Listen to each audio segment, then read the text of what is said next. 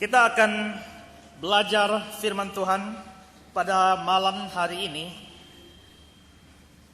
Dan saya akan membicarakan satu bagian firman Tuhan dengan tema mengandalkan Tuhan atau manusia.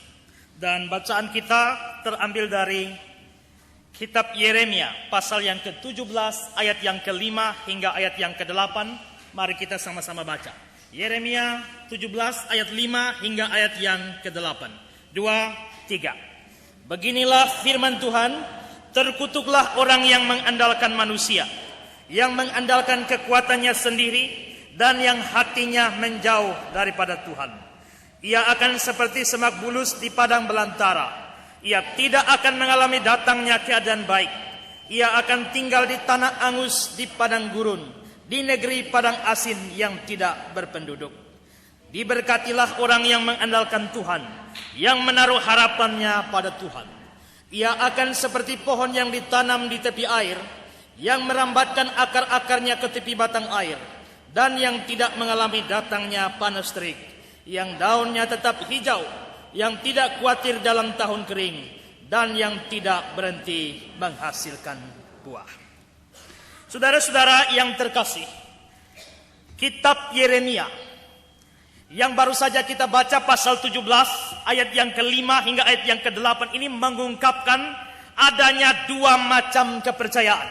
Kalau kita baca dalam ayat 5 tadi dikatakan terkutuklah orang yang mengandalkan manusia. Saudara-saudara, dalam terjemahan lama itu berbicara terkutuklah orang yang percaya kepada manusia. Sehingga mengandalkan di sini dapat dimengerti sebagai percaya kepada manusia.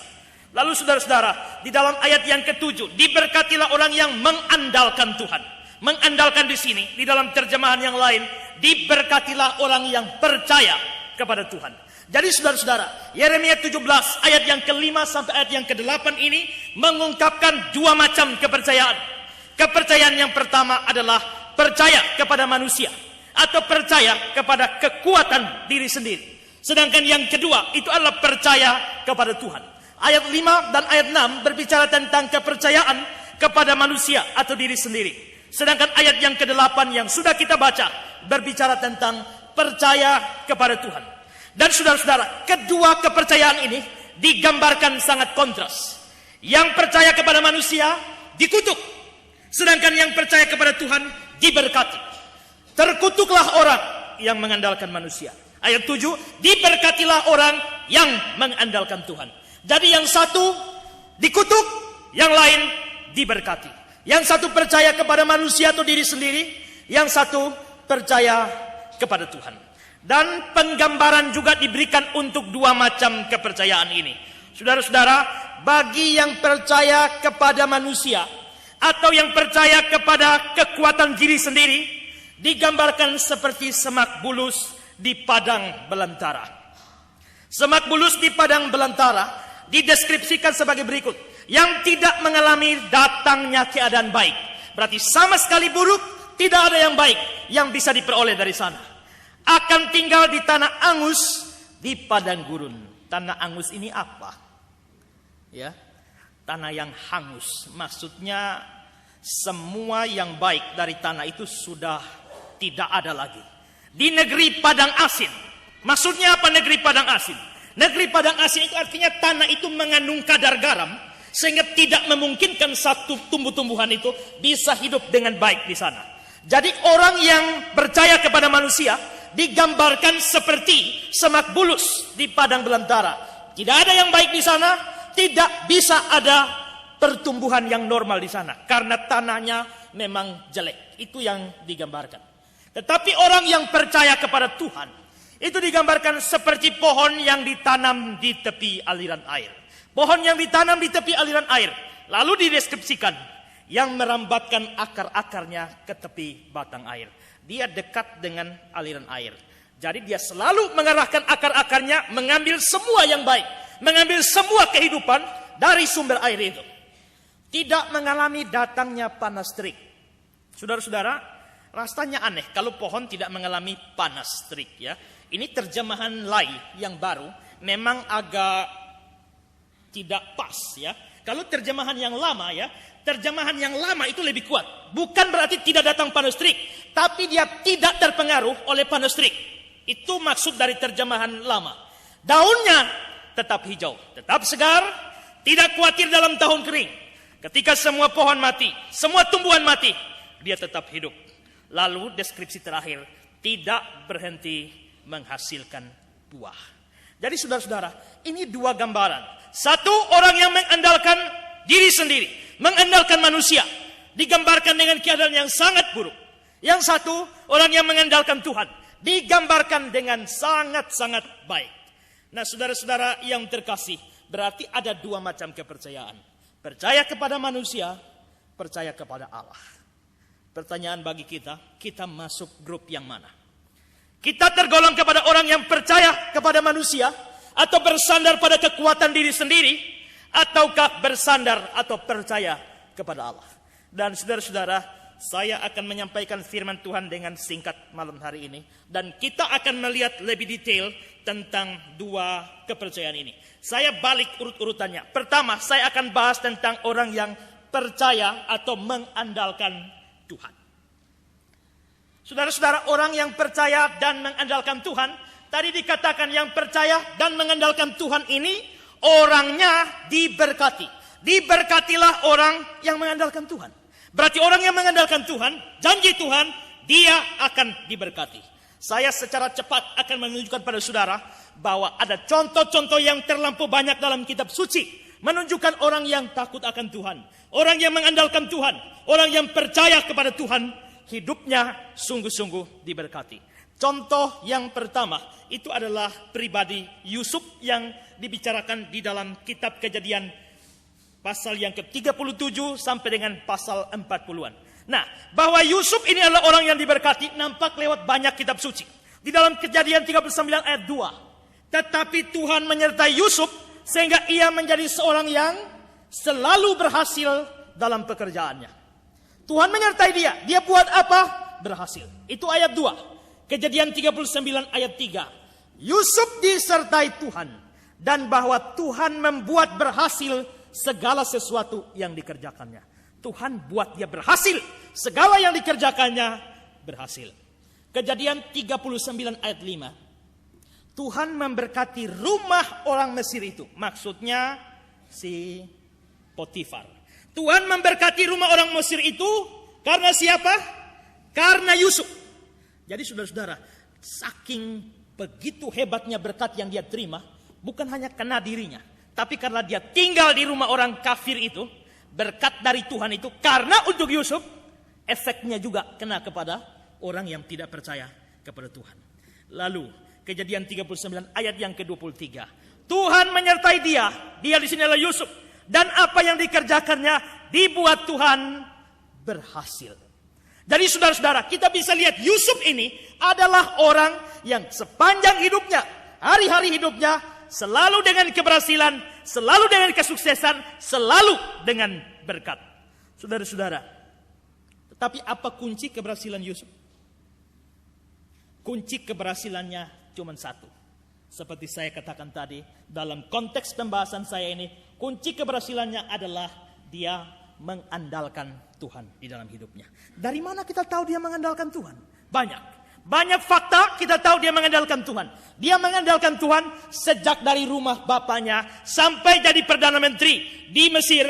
Dia tetap mengandalkan Tuhan. Waktu dibuang ke lubang sumur, dia ikut saja. Waktu dijual ke Mesir, ikut saja. Waktu difitnah istri Potifar, tidak membantah. Sampai jadi narapidana di Mesir, juga tidak membantah. Dan pada akhirnya, dia diangkat Tuhan menjadi orang besar di Mesir. Saudara-saudara, tapi tidak pernah. Dia keluar dari rumah bapaknya umur 17 tahun. Tapi tidak pernah satu kali pun kita ketemu kalimat pengeluhan keluar dari mulut Yusuf. Tidak pernah ada.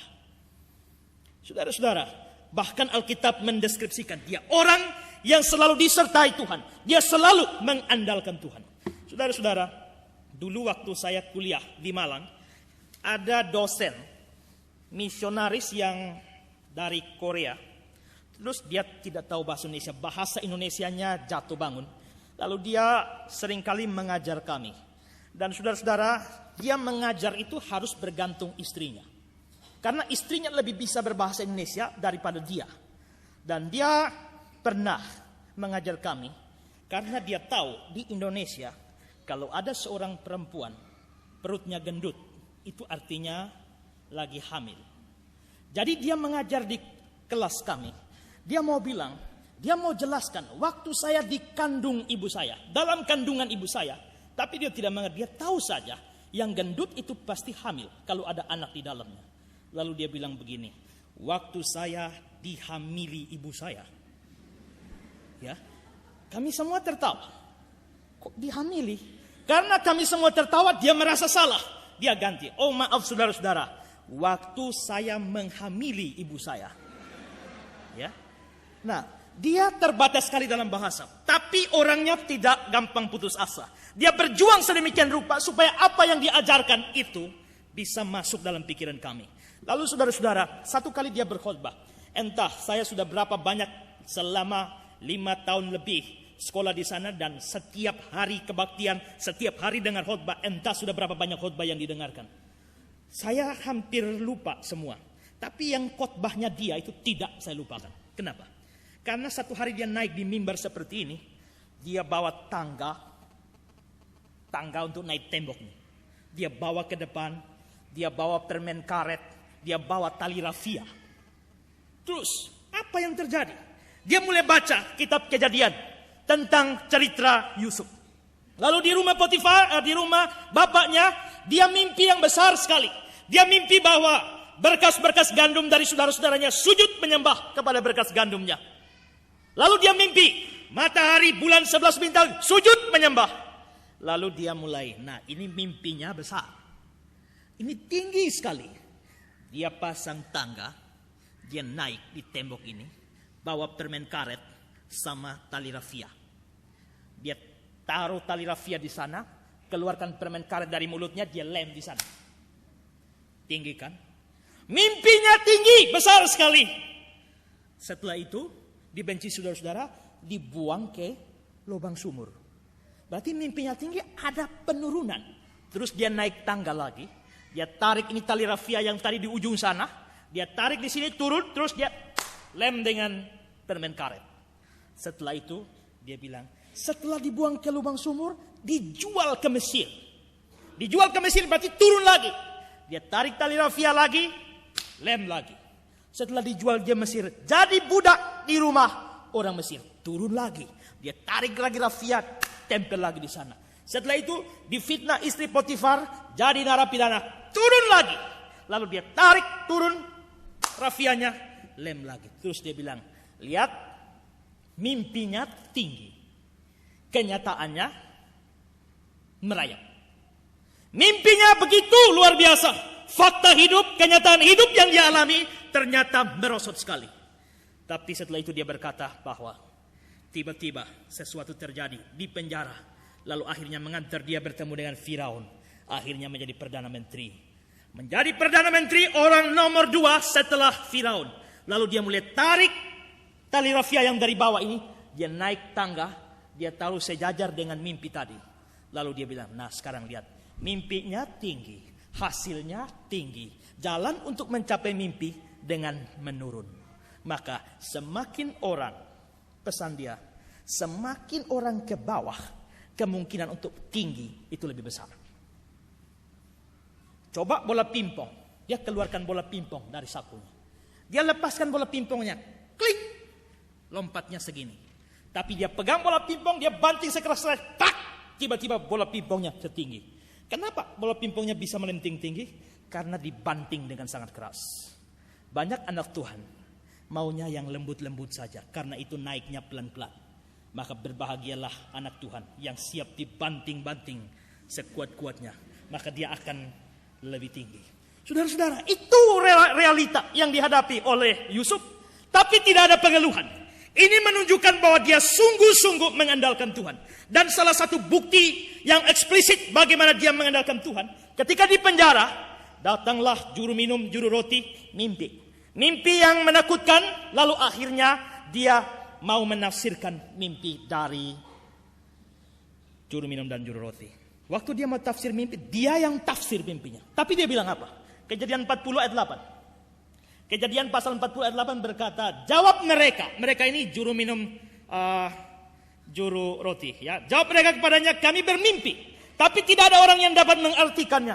Lalu kata Yusuf kepada mereka, bukankah Allah yang menerangkan arti mimpi? Ceritakanlah kiranya mimpimu itu kepadaku.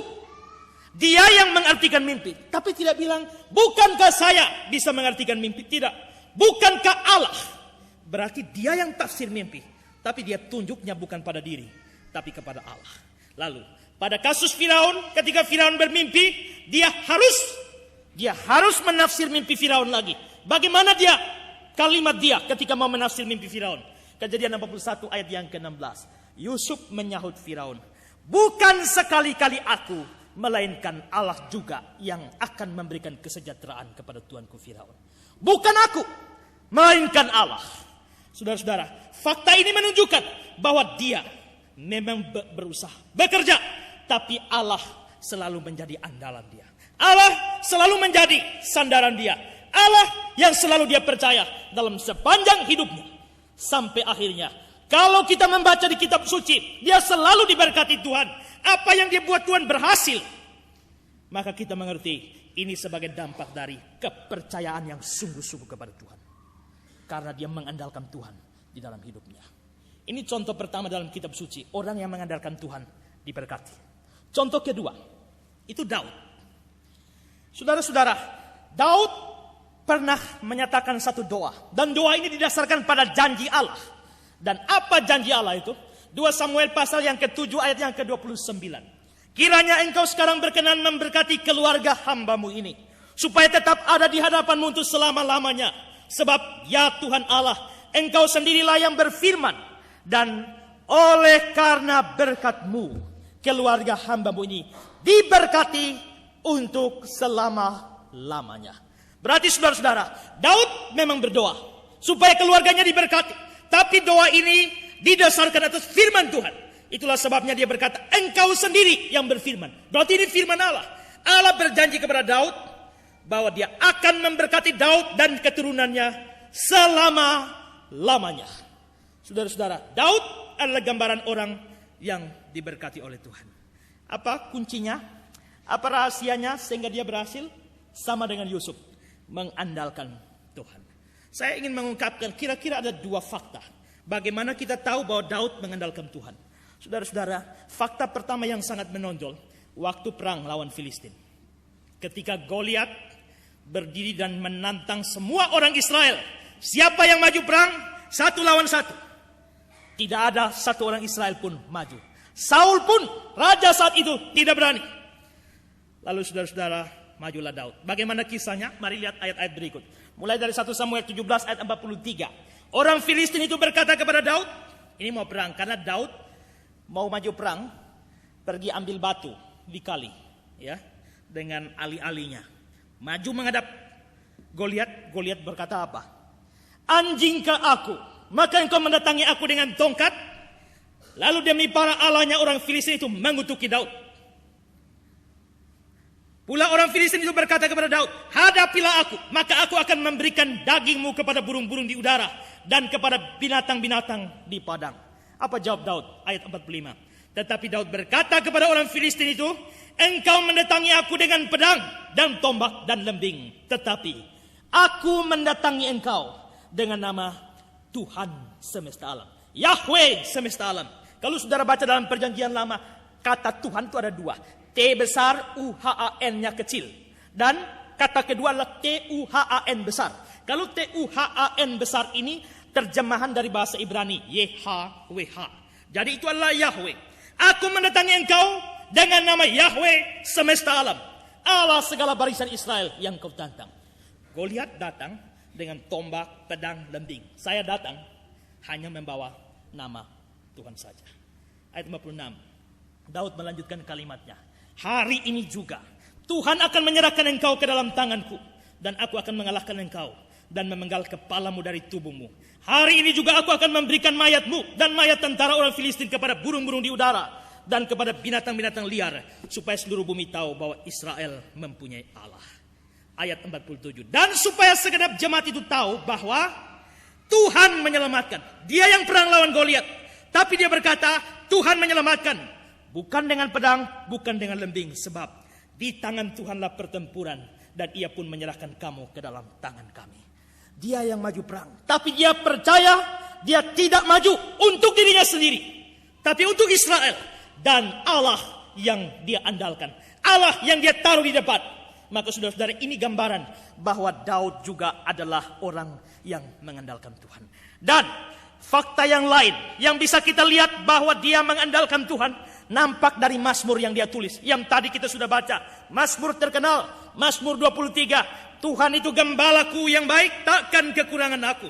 Ayat keempat dia berkata, sekalipun aku berjalan dalam lembah kekelaman. Alkitab bahasa Indonesia sehari-hari, sekalipun aku berjalan dalam lembah yang gelap. Kekelaman dan lembah yang gelap. Terjemahannya kurang kuat. Kalau periksa terjemahan lama, artinya lebih kuat. Dia berkata, sekalipun aku berjalan dalam lembah bayang-bayang maut, aku tidak takut, sebab engkau besertaku. Berarti dia berjalan, tapi dia tidak takut, karena dia tahu, dia mengandalkan Allah. Saudara-saudara, dia berkata Tuhan adalah gembalaku yang baik. Ini menarik. Kenapa Daud sampai mengatakan Tuhan adalah gembalanya? Ini dilatar belakangi oleh pengalaman pribadi. Karena dia pernah jadi gembala. Waktu dia mau menghadapi Goliat, lalu disuruh kepada menghadap Saul, disuruh pakai pakaian perang, dia pakai, tidak bisa jalan. Lalu dia bilang, lepaskan semua saja. Saul heran, kamu bisa lawan Goliat? Dia berkata, Tuanku, saya ini gembala. Sudah punya pengalaman. Kalau ada serigala serang domba, saya tangkap serigalanya, pegang janggutnya, saya hajar serigalanya sampai lari semua. Dia punya pengalaman. Dia pernah sebagai gembala dan dia tahu ada musuh untuk domba-dombanya dan bagaimana dia sebagai gembala menyelamatkan domba-dombanya dari terkaman serigala. Ini pengalaman pribadi. Pengalaman pribadi ini dikaitkan dengan pengalaman pribadi yang lain. Pada saat dia dikejar-kejar mau dibunuh oleh Saul, dia merasa dia seperti domba. Dan Saul seperti serigala yang mau menerkam dia. Tapi Tuhan tetap menjaga dia. Sama seperti dia jaga domba-dombanya, demikian juga Tuhan jaga dia dari serangan Saul. Sekarang dia sampai pada kesimpulan, Tuhan adalah gembala. Teologi Israel itu lahir dari pengalaman. Kemarin minggu kita dengar khotbah dari Pak Tobi Mesak. Mereka punya pengalaman. Sampai muncul Mazmur, aku melayangkan mataku ke gunung-gunung, dari mana pertolongan. Tidak muncul secara tiba-tiba, dari pengalaman mereka. Maka Mazmur 23 ini juga muncul dari pengalaman. Waktu orang Israel dalam masa Eksodus, keluaran, mereka belum punya bangsa yang tetap. Maka mereka hidup pindah dari tempat satu ke tempat yang lain. Setiap saat bisa perang. Dan kalau orang Israel perang, mereka selalu supaya aman itu bersembunyi di balik-balik batu yang besar. Di gunung-gunung batu. Di gunung-gunung batu itu mereka bersembunyi lalu berperang. Karena mereka berperangnya dari balik gunung batu, terus mereka terapkan pada Allah. Allah itu adalah gunung batuku. Allah gunung batu. Karena mereka perangnya lewat gunung batu. Tapi setelah mereka jadi bangsa yang besar, bangsa yang hebat, mereka perangnya tidak lagi dari gunung batu. Sudah bangun benteng. Kotanya sudah ada, pasang bentengnya. Sekarang perang, tidak perlu lagi gunung batu, tapi dari benteng. Dari dalam kota, dari benteng. Maka Allah sekarang bukan lagi gunung batu, tapi dirubah. Allah itu kota bentengku. Berarti teologi orang Israel lahir dari pengalaman mereka bersama dengan Allah. Gambaran tentang gunung batu, gambaran tentang kota benteng, gambaran tentang Allah sebagai gembala. Itu gambaran yang familiar di Israel. Makanya Yesus juga seringkali menggunakan gambaran yang familiar. Akulah pokok anggur. Karena memang di sana anggur itu sebagai minuman khas. Akulah pokok anggur, kamulah ranting-rantingnya. Karena memang di sana itu ranting-ranting dan juga pohon anggur. Akulah roti. Kenapa? Karena memang di sana makanan pokoknya roti. Yesus lahir di Amarasi sana, dia akan berkata, akulah jagung ketemak yang hidup. Karena sesuai konteks makanan hari itu. Di sana makanannya roti. Maka dia, akulah roti hidup. Di sana dia berkata, akulah pokok anggur, kamulah ranting-ranting. Kalau dia lahir di roti atau sabu, akulah pohon tuak, kamulah sabuak-sabuaknya. Jadi saudara-saudara, dia itu pengalaman mereka diterapkan pada Allah. Pengalaman Daud sampai membawa dia pada kesimpulan Tuhan itu adalah gembalaku. Lalu saudara-saudara, dia diberkati oleh Tuhan sampai selama-lamanya, sampai keturunannya yang akhirnya menurunkan Mesias. Karena apa? Karena dia belajar mengandalkan Tuhan. Orang yang mengandalkan Tuhan itu akan diberkati. Maka penting bagi kita sepanjang tahun 2007 dan akan masuk tahun 2008. Andalkanlah atau percayalah kepada Tuhan. Maka saudara akan diberkati. Atau dengan kata lain, jika saudara mau diberkati, andalkanlah Tuhan dalam hidupmu. Yang kedua, yang terakhir, saya akan menepati janji saya, khotbahnya tidak panjang. Yang kedua adalah orang yang percaya atau mengandalkan manusia. Saudara-saudara, hari Minggu tanggal 23 lalu, saya sudah mengungkapkan sejarah atau riwayat hidup John Lennon, Marilyn Monroe, Tancredo Neves, dan lain sebagainya. Saya hanya menampilkan 3 slide saja. Tapi hari ini saya akan menampilkan lebih banyak slide, supaya saudara lihat bahwa ada banyak orang yang pikir mereka bisa mengandalkan diri mereka, ternyata berakhir dengan kebinasaan. Saudara-saudara, ada banyak contoh Alkitab, tapi saya tidak akan ambil contoh dari Alkitab. Saya ambil contoh dari pengalaman-pengalaman tahun-tahun terakhir ini. Saya kembali ulang pengalaman dari John Lennon. Ya, John Lennon waktu diwawancara sebuah majalah Amerika tahun 66, dia berkata, kekristenan akan berakhir dan akan menghilang. Saya yakin hal itu tidak dapat diragukan lagi. Yesus sih lumayan, tapi tujuan-tujuannya terlalu sederhana. Hari ini kami The Beatles lebih terkenal dari dia. Memang The Beatles terkenal, sampai bapak saya pun tahu ada sepatu tempo dulu namanya sepatu The Beatles. Ya, mungkin yang tua-tua tahu ada sepatu namanya sepatu The Beatles. Ya, ini dari John Lennon. Tapi dia berkata mereka lebih terkenal. Fakta yang terjadi adalah setelah mengatakan bahwa The Beatles lebih terkenal dari Yesus Kristus, ia dibunuh oleh penggemarnya dengan 6 kali tembakan. Selesai dia. Saya ulang lagi, Tancredo Neves, lebih tepat disebut sebagai calon presiden dari Brasil. Waktu kampanye dia berkata, jika saya mendapatkan 500.000 suara pemilih dari partaiku, maka Tuhan pun tidak akan bisa menyingkirkan aku dari posisi presiden. Kalau dapat suara 500.000, Tuhan pun tidak bisa geser saya. Faktanya, dia memang berhasil dapat suara dan dia menjadi presiden. Dan waktu mau pelantikan presiden, 1 hari sebelumnya sakit. Lalu pada hari itu juga mati. Tuhan berhasil menggeser dia dari kursi presiden. Ada orang yang lain, namanya Cazuza. Cazuza ini seorang komposer Brasil. Dia penganut biseksual dan penyanyi dan penulis puisi. Selama show-nya di Rio de Janeiro di Brasil, ketika dia menghisap rokok, dia menghembuskan asap rokoknya ke udara dan berkata, ini untukmu Tuhan. Tarik rokok, terus Tuhan ini untukmu.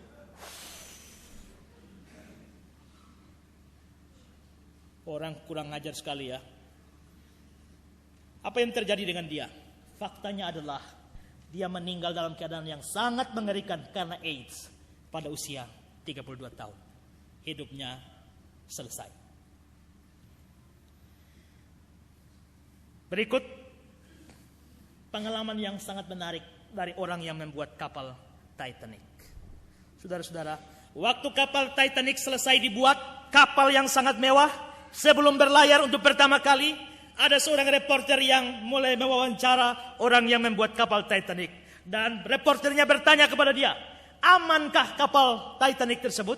Kira-kira kapal ini aman? Apa jawabnya dia? Dia jawab, Tuhan pun tidak akan bisa menenggelamkannya. Sombong sekali ya. Dengan nada mengejek. Tuhan pun tidak bisa kasih tenggelam kapal Titanic. Apa yang terjadi? Saudara lihat ini kapal Titanic dengan besar seperti ini. Orang berpikir, mana mungkin bisa tenggelam? Tuhan pun tidak bisa kasih tenggelam. Ya. Lalu model kapalnya seperti ini, mana mungkin tenggelam? Tidak mungkin pikiran mereka. Konstruksi kapal yang bagus, saudara lihat lagi, konstruksi seperti ini sudah diperhitungkan, tidak mungkin tenggelam kapal seperti ini. Tapi apa faktanya? Faktanya, kapal Titanic dalam pelayaran perdananya 4 April 1912 menabrak gunung es dan tenggelam. 1.500 penumpang mati semua. Kemarin baru saya nonton kembali film Titanic ini. Waktu kapal ini mau tenggelam, tertutup semua air, ada orang yang lihat kapal ini masuk, terus dia bilang, Allah Maha Besar. Kenapa bilang Allah Maha Besar waktu kapalnya tenggelam? Sebelum tenggelam kok tidak mau bilang? Saudara-saudara, ini contoh dari kecongkakan manusia yang berpikir bersandar pada kekuatan sendiri. Akhirnya naas semuanya. Kemarin juga saya sudah ungkapkan Marilyn Monroe, bom seks yang terkenal beberapa tahun yang lalu. Dialah perempuan pertama yang berani foto telanjang bulan. Billy Graham, penginjil besar itu mengunjungi dia dan berkata, Roh Tuhan telah mengutusku untuk memberitakan Injil kepadamu. Tapi dia menjawab, aku tidak memerlukan Yesusmu. Dampaknya, seminggu kemudian, Marilyn Monroe ditemukan tewas di apartemennya. Saya yakin dia masuk neraka. Kalau saudara adalah penggemarnya dan tidak percaya pada Yesus, pasti jumpa dia di sana. Ada orang lain namanya Bon Scott. Bon Scott ini mantan vokalis AC/DC. Dalam salah satu lagu yang dia nyanyikan tahun 1979, kalimat lagunya berbunyi, jangan hentikan saya akan terus turun ke jalan neraka. Jangan cegah saya mau turun terus ke neraka. Itu kata dia, dan dia nyanyikan itu dengan penuh keyakinan. Apa faktanya? Pada tanggal 19 Februari 1980, Bon Scott ditemukan tewas karena tersedak oleh muntahnya sendiri. Tuhan bukan hanya tidak mencegah dia ke neraka, tapi Tuhan mengutus dia ke neraka. Selesai, tamat riwayatnya. Satu peristiwa yang sangat menarik di kota Campinas tahun 2005 lalu. Di kota Campinas ini salah satu kota di Brasil. Saudara perhatikan cerita ini dengan baik. Sekelompok sahabat mabuk pergi untuk menjemput seorang temannya. Jadi kawan-kawannya jemput, tapi mabuk semua. Lalu pada saat ibu anak tersebut mengantar anaknya ke mobil, dia sangat khawatir dengan kemabukan teman-temannya. Sambil memegang tangan anaknya yang duduk di mobil, dia berkata, anakku, pergilah bersama dengan Tuhan, dan kiranya dia melindungi engkau. Karena dijemput oleh orang-orang mabuk, mamanya khawatir, ini bisa bahaya. Tapi karena teman-teman sudah bawa, mamanya pesan, pergilah bersama dengan Tuhan, dan kiranya dia melindungi engkau. Apa jawab anak ini? Anak ini menjawab mamanya, ya, jika Tuhan mau duduk di bagasi, sebab di dalam sini sudah penuh. Mobil sudah penuh. Mamanya bilang, pergilah bersama Tuhan. Tuhan mau duduk di mana? Mobil sudah penuh, kecuali di bagasi masih kosong. Kalau Tuhan mau ikut, silakan Tuhan di bagasi. Apa yang terjadi? Beberapa jam kemudian, ada berita atau informasi yang mengabarkan bahwa anak-anak muda tersebut mengalami sebuah kecelakaan yang fatal. Dan semuanya tewas. Mobilnya bahkan tidak dapat dikenali lagi jenisnya. Namun anehnya, bagasi mobil tersebut utuh. Tidak apa-apa, semua hancur. Hanya bagasi saja. Lanjut. Polisi berkata, tidak mungkin bagasi mobil tersebut bisa utuh. Yang lebih mengejutkan mereka, di dalam bagasi tersebut ada satu peti telur. Namun tidak ada satu pun yang pecah. Kenapa telur? Semua hancur. Telur di dalam bagasi tidak hancur. Kenapa? Tuhan ada di sana. Menurut kata anak itu. Saudara-saudara, kalau saya waktu baca ini saya renungkan. Andai kata saya tahu waktu itu saya ikut misalnya. Saya pilih bersama Tuhan dan telur di bagasi saja. Saudara-saudara, inilah pengalaman. Orang-orang yang pikir dirinya hebat. Tapi akhirnya binasa. Seorang jurnalis Jamaika dan seorang penghibur bernama Kristen Hewitt. Dia pernah mengucapkan satu kalimat begini. Alkitab atau firman Tuhan adalah buku terburuk yang pernah ditulis. Ada banyak buku buruk di dunia ini yang ditulis. Tapi Alkitab adalah buku terburuk yang pernah ditulis.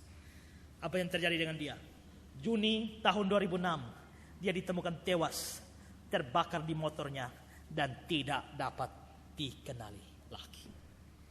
Saudara-saudara, terakhir tahun 2006 ya. Saya belum dapat tahun 2007. Dan saya berharap di antara kita jangan masuk daftar 2008. Saudara-saudara yang terkasih, ini penting bagi kita. Semua pengalaman ini membuktikan jangan pernah menaruh harapan dan percaya kita kepada manusia, termasuk diri sendiri. Yeremia 17 ayat 5 tadi berkata, beginilah firman Tuhan, terkutuklah orang yang mengandalkan manusia, yang mengandalkan kekuatannya sendiri, yang hatinya menjauh dari Tuhan.